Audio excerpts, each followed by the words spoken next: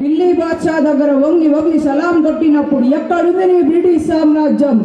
నెత్తిన బట్టల మూటలు ఎత్తుకొని వర్తకం పేరిట ఊరూరు తిరిగినప్పుడు ఎక్కడుంది నీ బ్రిటిష్ సామ్రాజ్యం?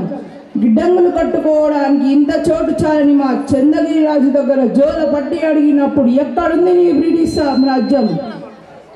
నా రుదర్ఫోర్డ్ ఇది నా మాతృభూమి. ఇక్కడ మట్టి పవిత్రం, నీరు పవిత్రం, గాలి పవిత్రం, నదులు కొండలు సమస్తం పవిత్రం. ఈ జన్మకే కాదు 1000 జన్మలకైనా ఈ పుణ్యభూమిలోనే పుడతాను. నా ప్రజల సమస్యకై పాటుపడతాను. స్వరాజ్యం ఒకటిస్తే పుచ్చుకునే భిక్షం కాదు, పోరాడి గెలుచుకునే హక్కు. ఒక్క సీతారామరాజు చనిపోతే లక్షలాది సీతారామరాజులు పుడతారు. ఒక్కొక్కరు ఒక్కొక్క విప్లవ వీరులై విజృంభించి బ్రిటిష్ సామ్రాజ్య పునాదులు పెళ్లగిస్తారు. సీతారామరాజు ఒక వ్యక్తి కాదు, సమూహ శక్తి, సంగ్రామ వేరి, స్వతంత్ర నినాదం, స్వేచ్ఛామారుతం.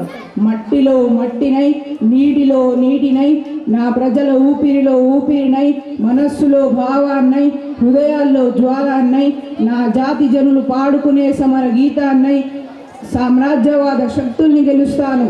అక్కడ కాదురా ఇక్కడ కాల్చు. వందే మాతరం, వందే మాతరం, వందే మాతరం.